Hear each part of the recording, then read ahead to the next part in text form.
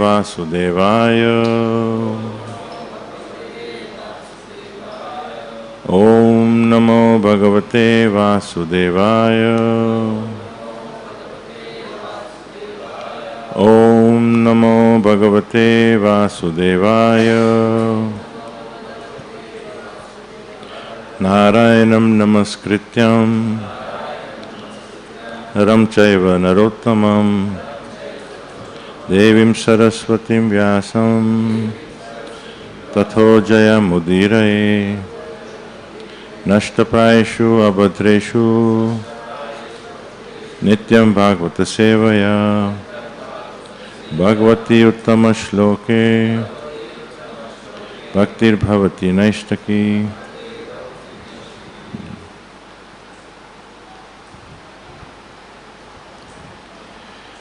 So we are reading from Canto 10,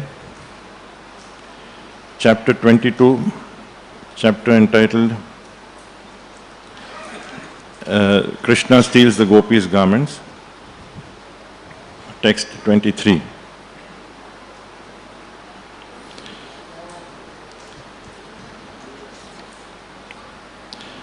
Please repeat after me. परिधाय स्ववासांसि प्रेष्ठ संगम सज्जितः गृहीत चित्ता नोचेलुस् तस्मिन् लज्जायते क्षणा। परिधाय स्ववासांसि प्रेष्ठ संगम सज्जिता गृहीत चित्ता नोचेलुस् तस्मिन् लज्जायते क्षणा। परिधाय स्ववासांसि प्रेष्ठ संगम सज्जिता गृहीत चित्ता नोचेलुस् तस्मिन् लज्जायते क्षणा।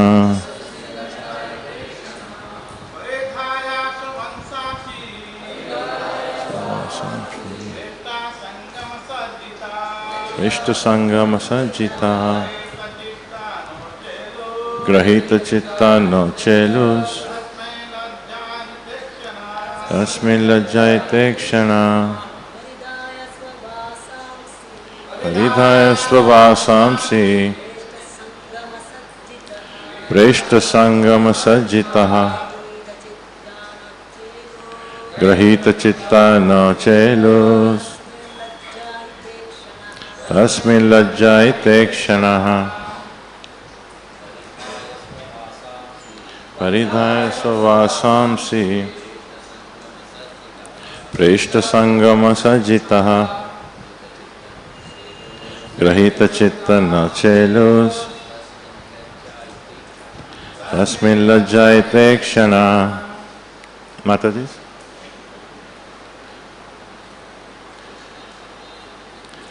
परिधाय putting on,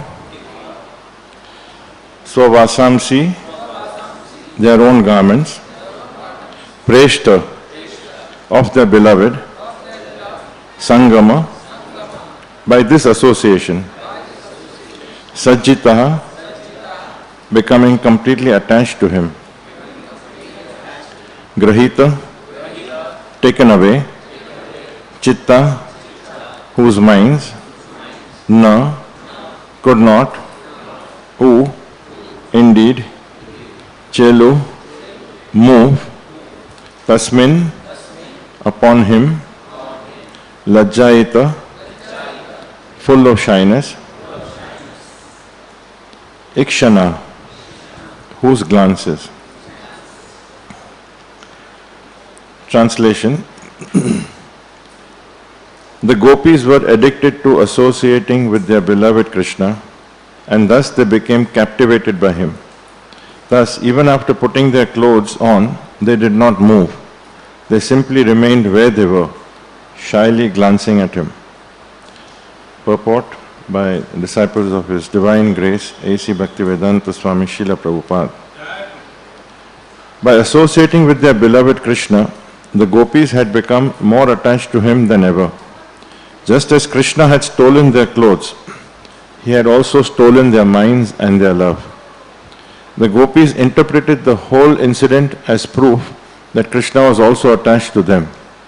Otherwise, why would he have gone to the trouble of playing with them in this way?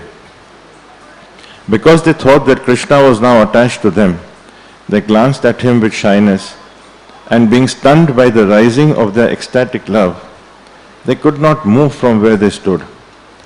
Krishna had overcome their shyness and forced them to come out of the water naked. But now, having dressed properly, they again became shy in his presence. In fact, this incident increased their humbleness before Krishna. They did not want Krishna to see them staring at him, but they cautiously took the opportunity to glance at the Lord.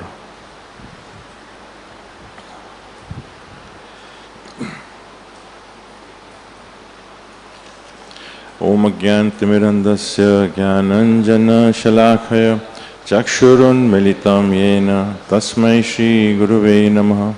Shri Chaitanya Manobhishtam Stapitam Yena Bhutale Swayam Rupa Kadamayam Dadhati Swapadantikam Vandeham Shri Guru Shri Yuta Padakamalam Shri Guru Vaishnavamscha Shri Rupam Sagrajatam Sagana Raghunathanvitam Tam Sajivam Sadvaitam Savadhutam Parijana Sahitam Krishna Chaitanya Devam Shri Radha Krishna Padam Sahagana Lalita Shri Vishakhanvitamscha Nama Om Vishnu Padaya Krishna Prastaya Bhutale Shrimate Bhaktivedanta Swami Iti Namine Namaste Saraswati Deve Gauravani Pracharine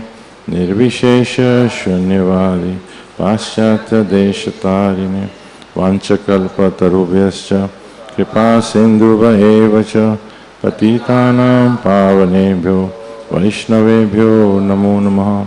He Krishna Karuna Sindhu Dinabandhu Jagatpate Gopesha Gopika Kanta Radha Kanta Namostute Tapta Kanchana Gaurangi Radhe Vrindavaneshwari Vrishabhanu Sute Devi Pranamami Hari Priye.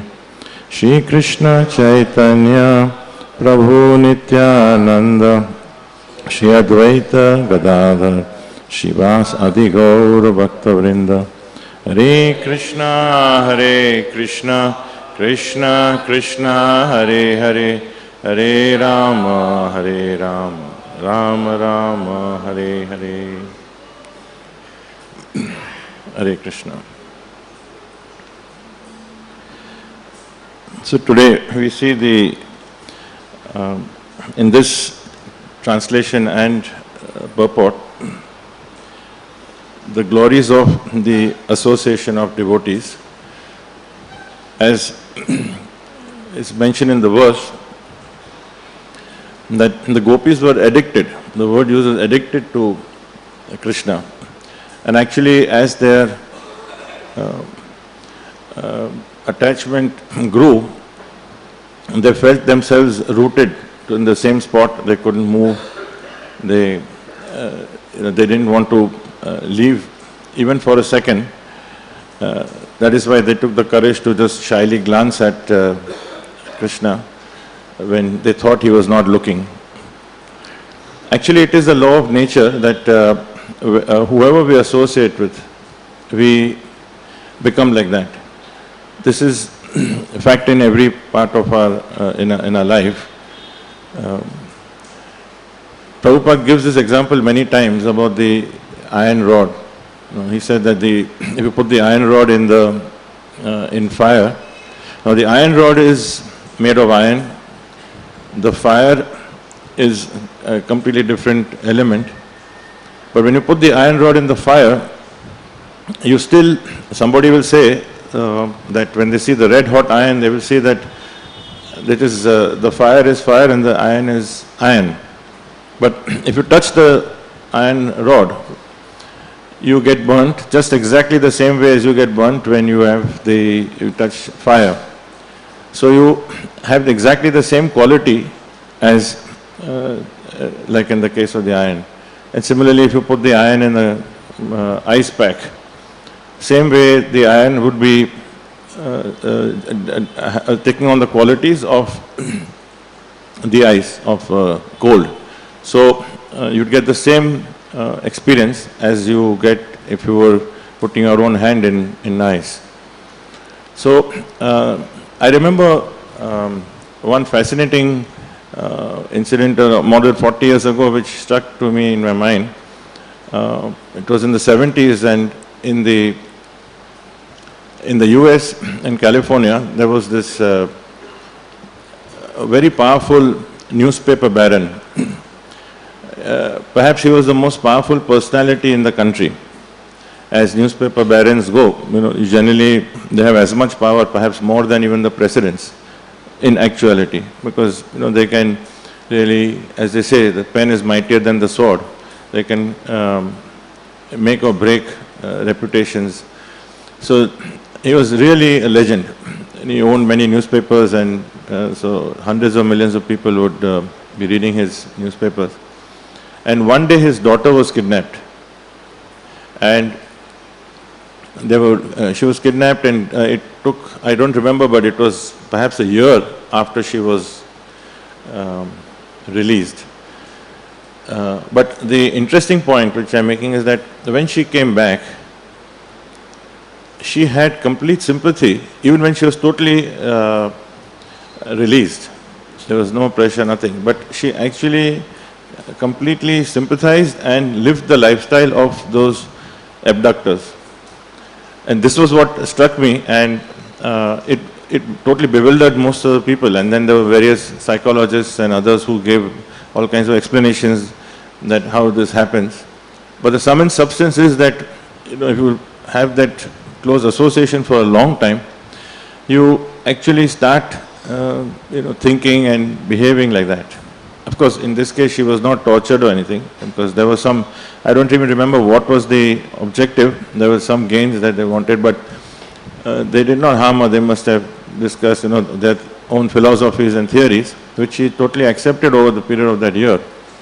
So this is the power of association with whoever you associate with, that you actually become. And it is also so subtle that we cannot see it. We cannot realize how we are changing. Sometimes people say that, you were so, easygoing, so mild-natured. What happened, After marriage now you're different, or after, at an older age, you become very grumpy. So it could be stress, it could be so many factors now, but finally we cannot conclude on the moment-to-moment the association, and of course our consciousness that goes with it, because we are what we associate with. So those whom we associate with, that kind of consciousness comes on in our mind. And actually the prominent quality in this world is fear. You will see most of the actions that we are impelled by that, directly or indirectly, by fear. For fear of disease, we are very careful about our health, we take medicines. Fear of poverty, we are working hard or wanting to accumulate. Fear of insecurity, so we will take certain precautions. Fearing of old age, we fear neglect, and therefore we do our best to make friends. Every step is like a defensive mechanism, and ultimately there's a fear of death that drives people, especially when they're in the older age. So, but when we are in association with Krishna, Shri Nandanandan, there is fear evaporates. Just like we come here in the temple, the sanctuary, is because we have a great relief, and it's a mystical feeling when we feel protected, we feel nurtured and comforted. And actually what we were thinking just moments ago before we entered under Lord Ganesh's door, and then when we tried to connect it a few minutes later, we realized we it's a distant issue, and the reality then is in front of us.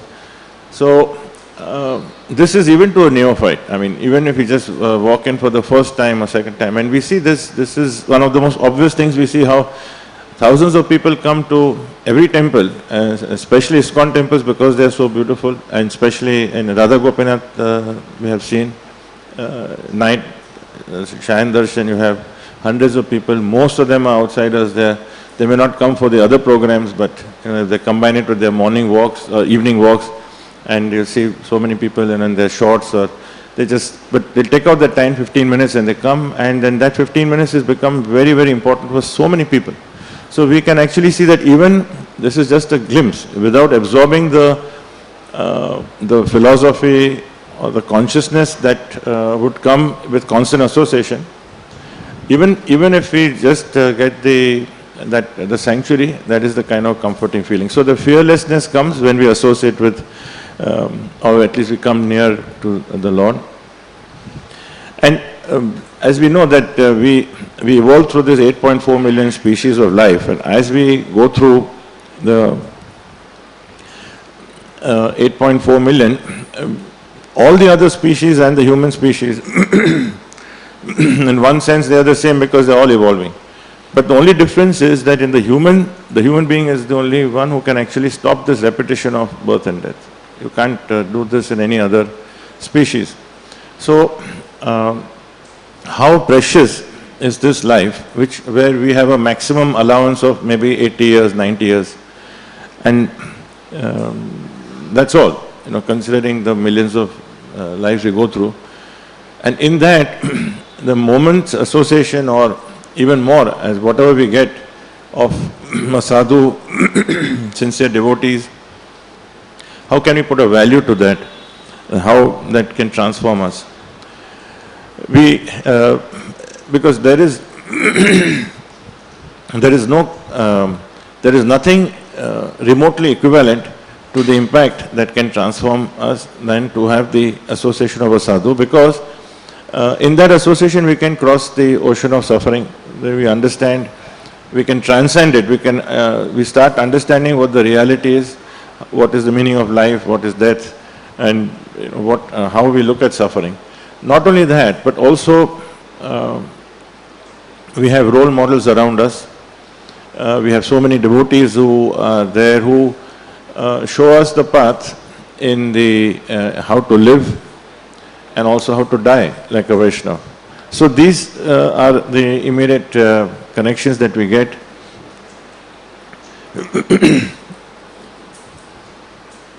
So Krishna is the all pure, and therefore anyone who associates with Krishna becomes purified.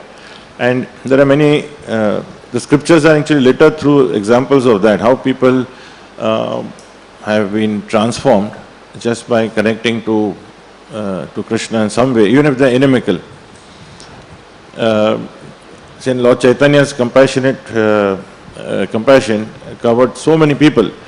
Keshav Kashmiri was one who was so scholarly, but his arrogance was completely defeated, and Chaitanya Mahaprabhu did it in such a way that he protected his sense of being and transformed him almost overnight into a wonderful Vaishnava. And generally people who have reached a certain, that kind of level of reputation and fame, it's very, very difficult for them to give that up. But it is just the association and the realization. Sarvabhauma Bhattacharya, who was a great scholar and a great transcendentalist, but that time he was following the Mayavad path. But when he somehow something attracted him to Lord Chaitanya when he carried him and brought him to his house. And then we know how he, after spending 7 days speaking to him, and he was completely convinced that he had actually imparted a lot of knowledge. And finally, just by Lord Chaitanya's brief explanations, Sarvabhauma Bhattacharya's life got transformed. Not only these scholars, but even the ordinary people. In the Ramayana we say that even the Ravan's spies, when on the eve of the war, those two spies were sent to, and Vibhishan spotted them, and sorry. So Vibhishan spotted them and took them, and everybody expected that they'll probably be beheaded, because that would be par for the course. For in war, act of treason, it was normal. But they were just the smile of Lord Ram, and it wasn't a condescending smile. It was just such a warm smile, and because he understood that they were just doing their duty, and he just, to everyone's astonishment and dismay, he just ordered their release, and he told them that, in fact, he told the Hanumanji that make sure that they see what they want to, let them see our entire site. Just by this act, the spies were so transformed that they had the courage, when they went back, the audacity to speak to the most powerful personality in this universe, someone who had conquered all the demigods, and try to even tell them that, he's such a incredible personality. We cannot imagine what must that prompted them to say this. So this was just a brief moment, and they could completely transform. So this connection we need to dwell on. We need to understand how the power of that, and actually when we internalize our thinking amongst all the bewilderment that we go through, we can try to take the positives, that this is something which has come on our lap, unexplained, not even desired for anyone, how we've come in contact, but that is somehow the mystical arrangement of the Lord, that they've brought us in the presence of Srila Prabhupada's movement. So, but then we need to understand who is a sadhu, because there's misconceptions.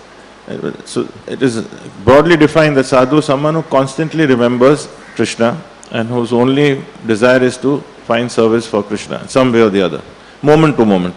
That is the only desire. This is a simple, one broad explanation, uncomplicated.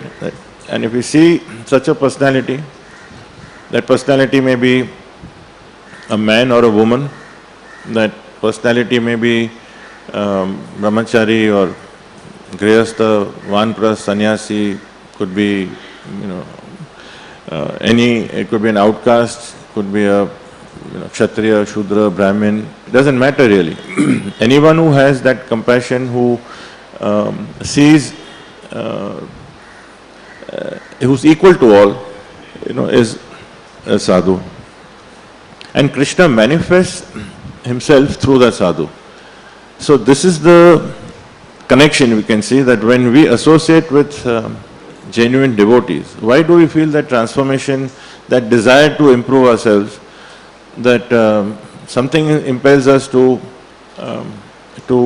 bring up that determination to reduce our or to avoid not only the four pillars of sinful life, but also the more difficult aspects about our own anarthas, that we question our own beings. How do we improve? This is only because Krishna actually manifests through his devotees, those pure devotees. They become pure instruments. Like Prabhupada prayed on the Jaladut that just make me dance, I'm just a puppet. And that prayer was for everyone to see in posterity. After 50 years, we can see that what we are seeing now is actually history. We cannot realize it, but how we see that this will be told, hundreds of years later or more, that how Krishna reciprocated with his devotees' desire, that it came in parampara, it was in a chain. And that, so if we understand the purport of this, that Prabhupada's prayer, before he even touched the shores, before he even undertook all those challenges, difficulties, being alone, all this came much later. This prayer itself, Krishna acted on that. So this is to demonstrate to us that this is the quality that Krishna wants, that somehow we become the instruments.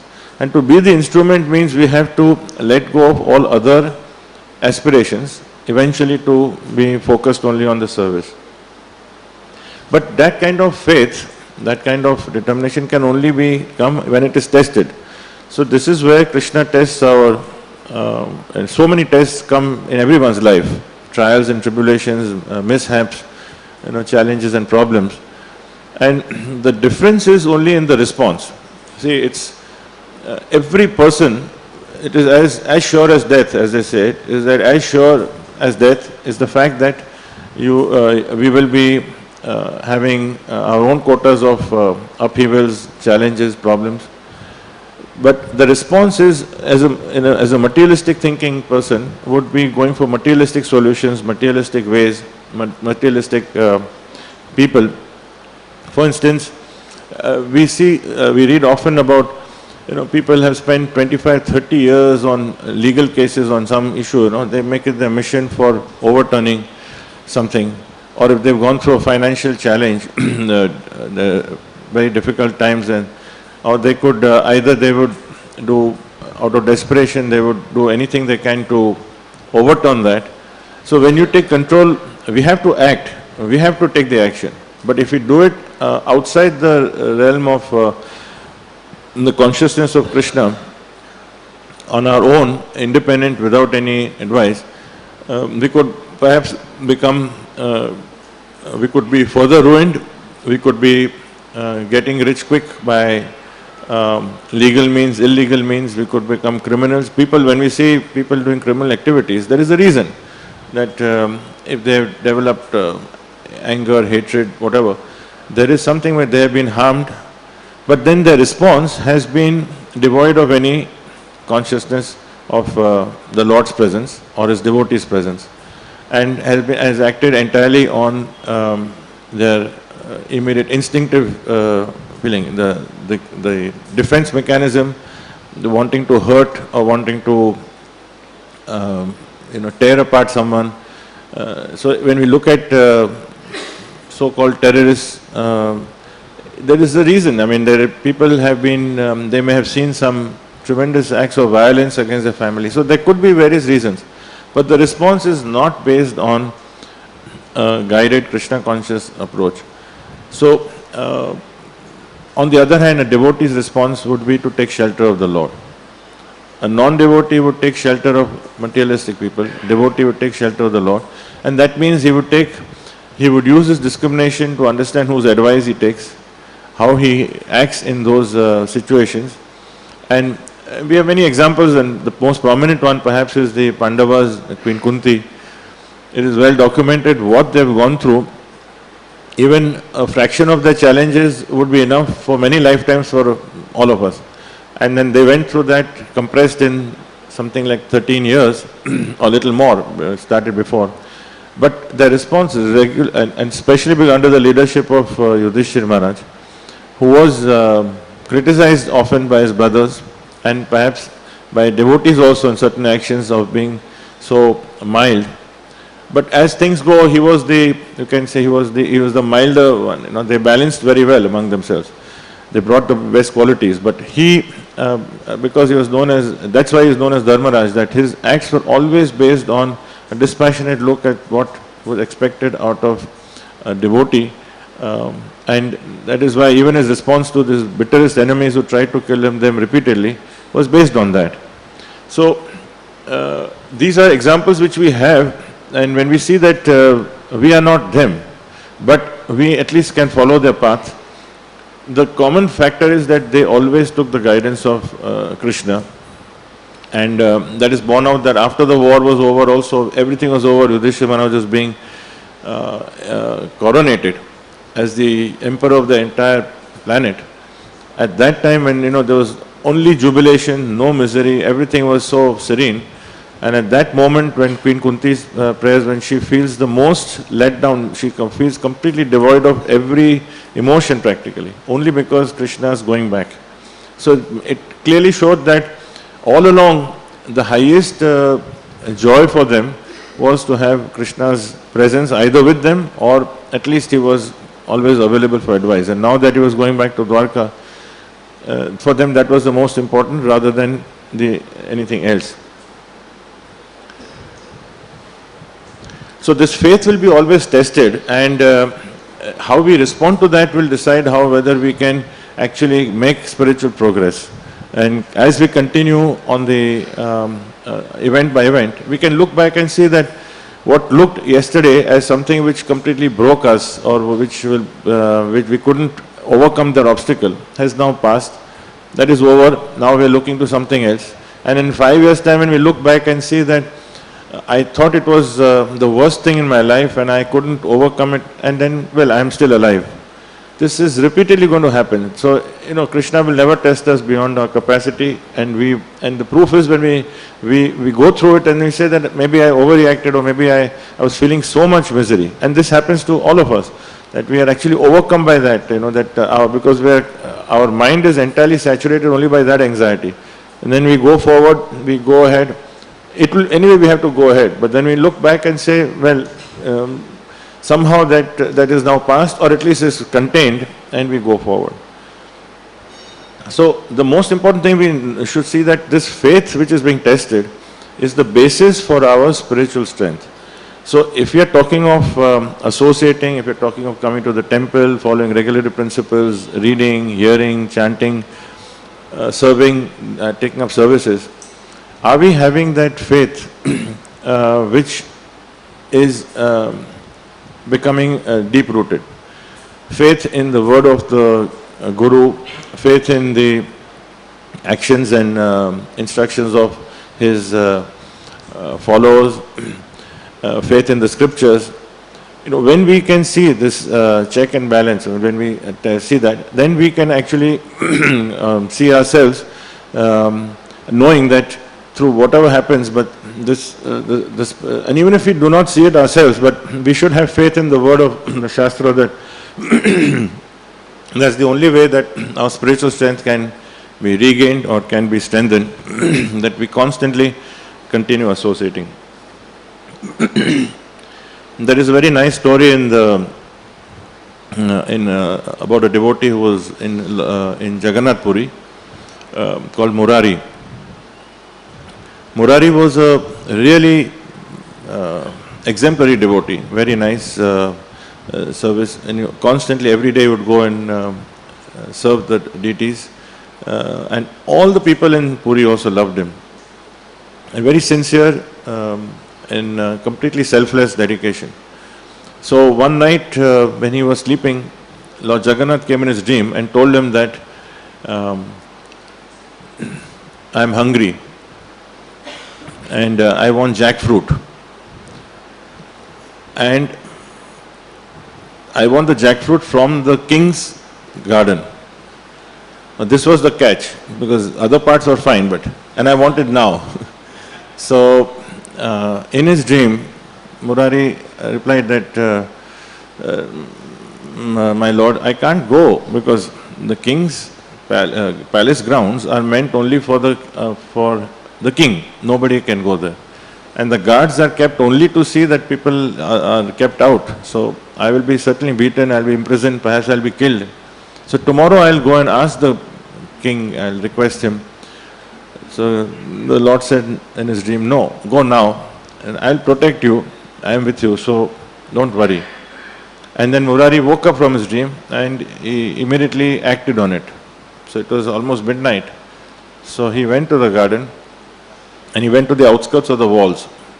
And the Lord told him, I'll protect you and I'll be with you. He said, I'll come and help you. So true to his form, actually Jagannath ji came as Gopal, and he was, he said, and he first climbed the wall, and from there he jumped over the wall, and Murari also did the same, jumped over the wall, went with him. And Gopal told him that I will climb the tree, I'll collect the jackfruit and I'll throw them down to you, and you keep collecting it, and then we will make our getaway. So Murari told the Lord that, my Lord, please don't make much noise because the guards are around here. So Gopal actually made maximum noise while he went up, and because of that the guards, and he threw a lot of jackfruit, but the guards came. And when they heard that, and then they saw, they didn't see up, they saw the eye's vision, and at that moment Gopal disappeared. So he was left totally defenseless and caught red-handed with all the jackfruits in his hands. And they were completely shocked at how anyone could come here. And then they imprisoned him and they beat him. and they started beating him and asked him, why did you, what happened, how did you come here? So he was a truthful person who says, actually Lord Jagannath told me to come and pick it. Now to someone this sounds crazy, that doesn't, you don't believe this. So they beat him furthermore, and then they said, we'll have to take you to the king, or we have to bring to the king's notice, because it was a big violation. So the king was told the next day, and the king also asked him, and he got the same reply, that Lord Jagannath asked me to come here. And the king was completely shocked and infuriated. He said, this is nonsense, just telling stories, and he should be imprisoned, kept in prison for a long time. And that night, the king got a dream, and Lord Jagannath came in his dream and said that I ordered Murari to go there. It was under my instructions that he went to your garden, and if you don't release him, you will be killed. And it is in your interest that you actually associate with him and surrender to him. And the king was a decent person, so the next day he immediately acted on it. Not only that, but he actually became the disciple of Murari, and not only that, even the guards became disciples. So the situation changed. So there are many incidents through the scriptures where the Krishna shows enough, more than overwhelming evidence of how he protects his devotees in times of crisis. Not that the devotees are expecting that now I should see the intervention should come now. The minute we think of that, that is not sincere devotion. Sincere devotion is when we have no thought at all of any expectations. So that is where the challenge is.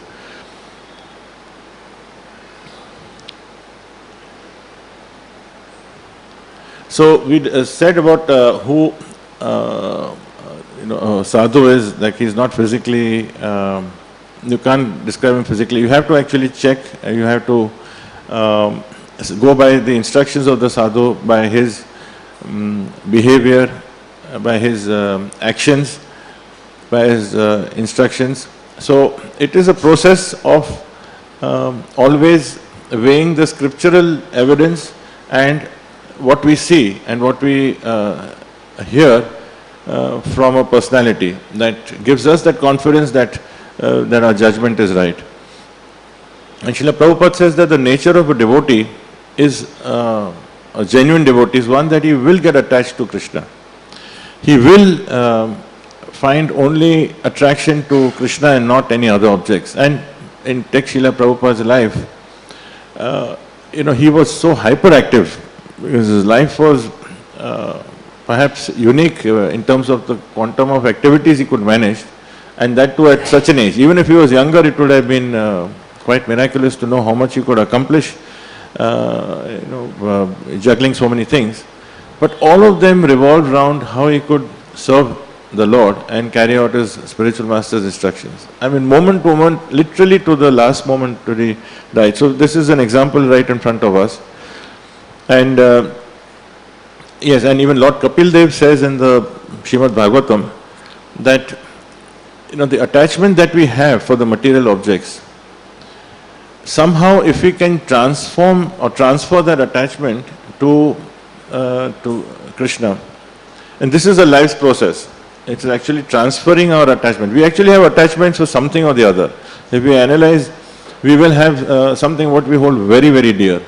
So it's like that the pecking order is already there. When we are in our first 10 years of our life, perhaps the pecking order would be, what really thrills us, excites us, play games and maybe not going to school, or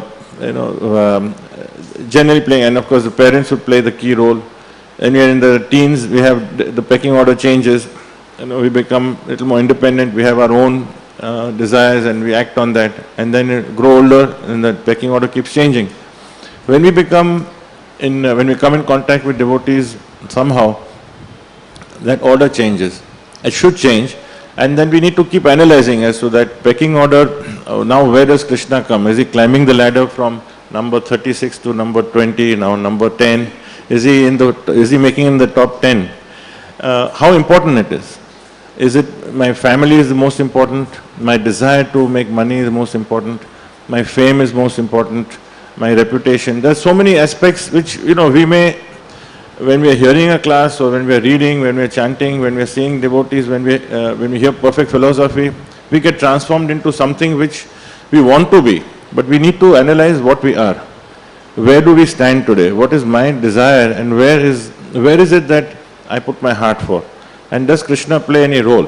Krishna means in a larger, not just the temple, but his services, his devotees, the desire to, do we develop that loyalty? So this is something which is a constant anxiety that a neophyte or budding devotee should have. Constantly evaluating that is it increasing? And if not, then immediately the answers are immediate. It's an instantaneous answer. If we were to be honest and sincere, we would know. We'd hear you'd suddenly hear it in a class, or we would realize it ourselves that what is missing. That if a taste is getting less, if we now don't want to meet devotees or don't want to chant, then certainly something is. We already have the tools to check where the gaps are. So if we don't want to, that's another thing. But if we want to, there is no question that we can't find the answer. If we really want to, there is no question. The answer is given. So Krishna poses the test, Krishna gives us the challenge, but at the same time, best of all, he tells us it's straightforwardly what is the path to do it. Never mind if we have deviations or certain tangential actions that we may do. But if we are sincere, we will realize that now I need to do something, I can correct it. And ultimately only we can correct it. We can take the horse to the water, but only we can make it drink. So similarly, we need to analyze and then we can take corrective actions. And we will see that the attachment to Krishna goes up. As it increases, simultaneously the attachment to material objects goes down. And this is again the story of everybody who has come to this temple or any sincere devotee, anyone who has actually begun and spent a little time will actually find that the things that we held very, very dear to us have now undergone some change, depending on the intensity and the sincerity. But still, even if we have been just peripherally coming, just like we discussed how devotees, so many people come in the night just for darshan, it means an adjustment. Ultimately, if somebody has to come at 10 to 9 in the night and go at 9:05, it means, say, from 8:30 to 9:15, 45 minutes in the evening, which is perhaps prime time for many serials. Somebody has missed that out and coming to the temple means the adjustments have been made. So this is the thing that has begun. So somehow he gives his best darshan only when prime time comes. So Radha Gopinathji also knows he is trying to check where we are. So we do have the tools to overcome that. And that is precisely why Srila Prabhupada created ISKCON. And he said that the only purpose of ISKCON, there are 7 goals, but ultimately it comes to one, that is to give the opportunity to every person, irrespective of race or country or caste or creed, to associate with devotees. And in that association develop that faith, transcendental faith, and through that faith to understand how spiritual life can be enhanced. So this is the broad purpose of ISKCON, where why he has done this. And in that, of course, in the initial days when things were very, very tough materially, 1966, 67, 68, the devotees were expanding in various cities, they had practically no money. Then that time the taste for hearing and chanting was extremely high because they were so enthusiastic. That carried on. But I have heard in one lecture of Radhanath Swami Maharaj that he mentioned that many areas in maybe the late 60s, early 70s, when the facilities became better, in some cases the desire for associating and hearing and chanting became a little less. So he had said this in the context of a warning even to us, because Radha Gopinath temple also has gone through the same kind of, in the facilities were less and so many challenges in the first 10-15 years. Now the challenges may be different. It is maybe a challenge of growth or challenge of managing the various services. But so many, there's opulence, there are so many devotees coming. So it is quite possible that depending on individual reactions that, this, the connection to or the taste for associating and hearing and chanting may become less. So I'll just spend a few minutes, this is where I would like to end the class, but I'd like to spend a few minutes because today is as you all know, the most auspicious day of our life, which will never come again, the 25th Silver Jubilee of Radha Gopinath Mandir. And as we say every day in the prayers of glorification to the spiritual master, Yasya prasadat bhagavat prasado, yasya prasadat nagati kutopi. That here also Srila Prabhupada, that nothing actually, only by the mercy of the Lord, by the spiritual master, we can actually get the grace of Krishna. So it really began in 1972 or 73 when Srila Prabhupada came to Bharati Vidya Bhavan, and on the steps he looked to this direction and said that there should be a temple. And Krishna, in his reciprocation to his pure devotee, actually somehow contrived to come here. And we are going to hear this, I'm sure, on the weekend from His Holiness Radhanath Swami Maharaj. So I won't go into those details, but many of us are already aware that it was miraculous how the Lord came here. Because this temple was already, in fact it was not a temple, it was just an orphanage. And this property was already signed off practically. Even the orphans or the children who were staying in the orphanage were already transferred to another place in Andheri. And literally almost everything was done to break the link with the orphanage. There was no temple here. But because there was a need for the temple in 1986-87, so it was Srinathji Prabhu and my father who was the chairman of the trust. At the last stage they kind of managed to wriggle out of that understanding and at the cost of certain reputation also. But and then gradually the temple came, the small deities came in 1987 January. Before Radha Gopinathji appeared in 1988 July 17. Even that coming here, it was also a miracle. There's a long story, but again, Shri Mahaprabhu was the instrument who, when he went to purchase deities, and these deities were meant for some other temple and they could not pay or there was some delay, and he took on-the-spot decision, didn't consult anyone, he just took it and he packed it, and part of the way he took it on a bullock cart and brought it here. I remember seeing it outside Maharaj's room, and they were of a different shade, and I think they were painted blue, if I'm not mistaken. And then Maharaj felt it was too much paint, so that was modified. But that the point is that the Lords, when they wanted to come here, Shri Shri Radha Gopinathji, how he managed to create a situation where everything falls into place. Now we should analyze why have they done this.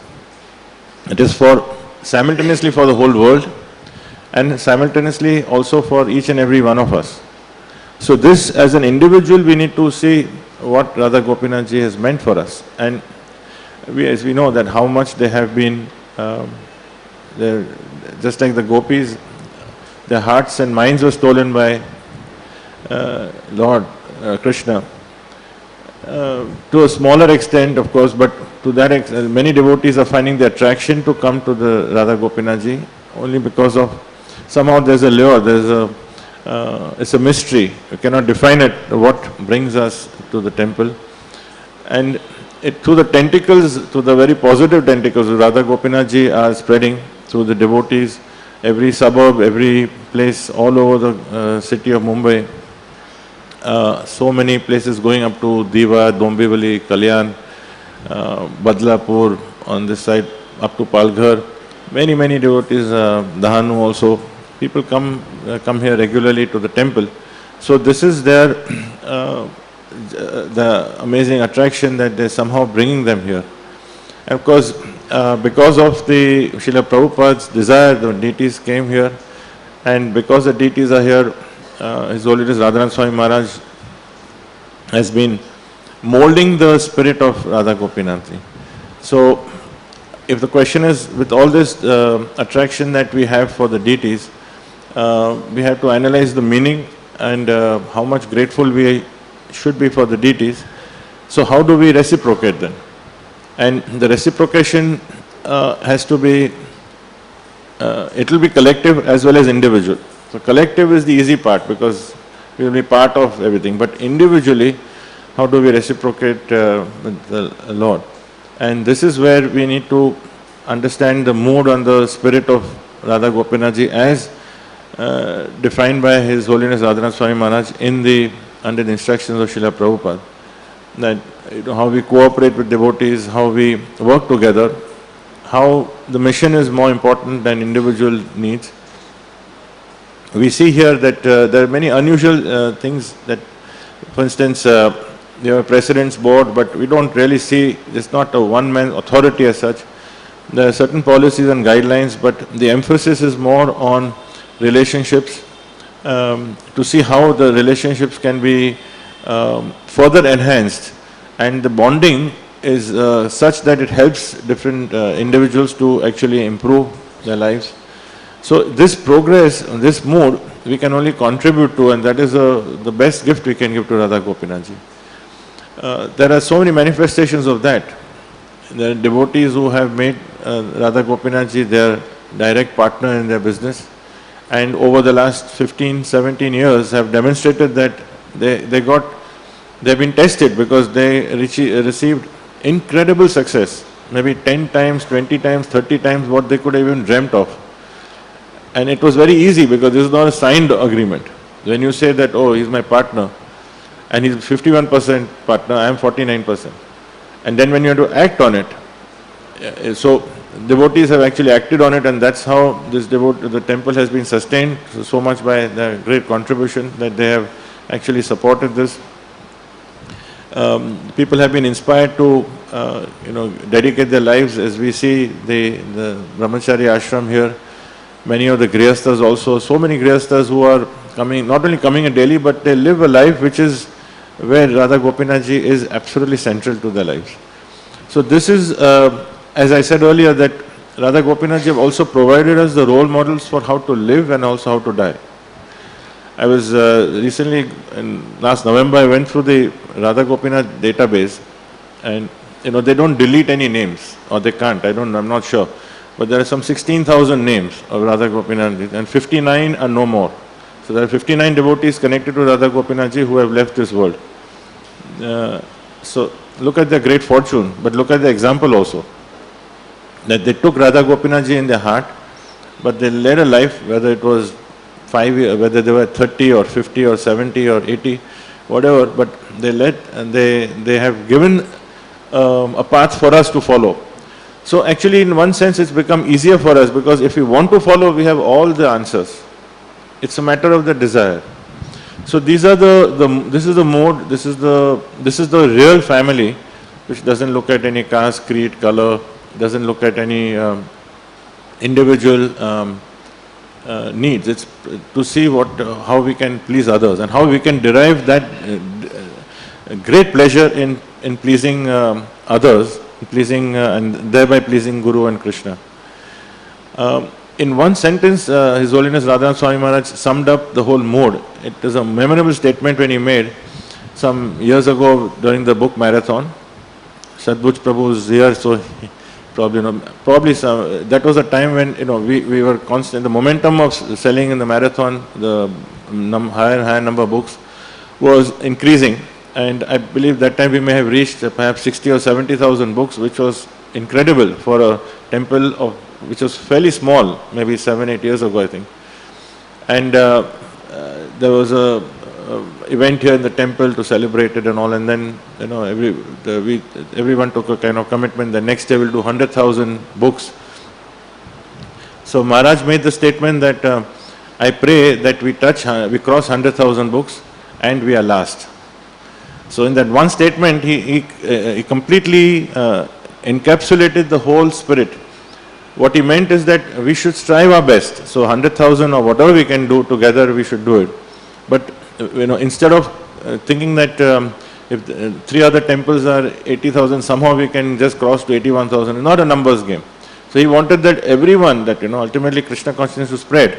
So if number of people in the world are increasing and increasingly turning to Krishna consciousness, we should be part of it. But so if we are last, that means everyone else is over 100,000. So that was his desire. So we should never look at competition here. It is cooperation. So this is defining the spiritual and the material perspective. And in the end, if we see how Radha Gopinath ji have been here witnessing every single event of every single devotee, every moment. If we were to analyze each person's life, we don't remember probably 99.9% of what things have happened in our lives. But they remember every single moment, and they've been serenely waiting here and seeing this over 25 years. And practically everyone's spiritual life here has been only we have been coming here after they have come. But at the same time, everything around has changed. The temple doesn't look the same. There's not even an inch of place, not only in the temple hall, but in the compound. Everything has changed. So there is simultaneously total external change, but there is internally Radha Gopinath ji, the spirit, the essence are exactly the same. They're in the same position, the same beautiful look they're blessing us. So the same way in our lives, externally things were going to change and have changed beyond recognition so many ways. Not only we are growing older physically, but so many events have happened in our lives, the tragedies, the triumphs, the successes and failures, personally, financially, emotionally, with family, with so many things may have happened. But these things are all the turbulent, the changes that take place, good or bad, the changes will take place. And nothing is permanent, everything is temporary. What we think is great is going to become, if we forget it in something, some problem will capture our mind. And then we're riding a crest of a brief success, we're very happy, and then again we fall. So this kind of will go on. But what Radha Gopinath ji, by their presence here, are stressing that, and Prabhupada's presence here, that there should be some part of us, the core has to be permanent, has to be secure, anchored. That anchor is really what will bring this the progress in spiritual life, that faith that will drive our spiritual progress. And that anchor comes through genuine association, where we absorb the mood, the philosophy, the examples, we lap it up really, we take it, and then that becomes the center of our lives. So this is, we cannot imagine how glorious this day is.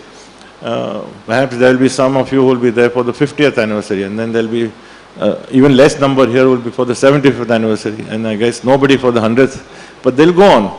We would have gone long ago, but Radha Gopinath ji will be here permanently. They've come here, and who knows, hundreds of years later they'll be thinking that, like Radha Ras Bihari and Radha Giridhari, and there are hundreds of temples all over.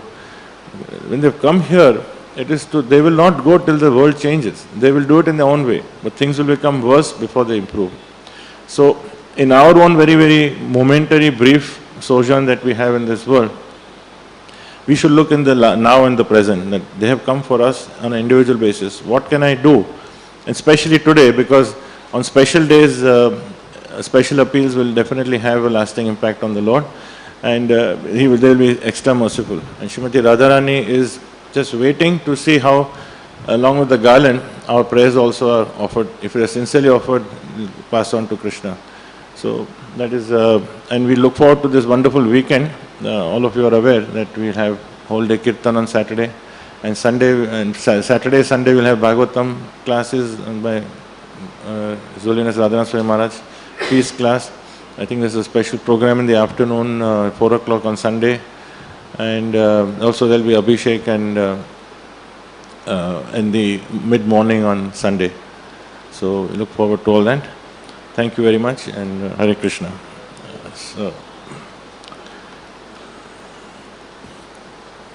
Srimad Bhagavatam ki jai, Srila Prabhupada ki jai.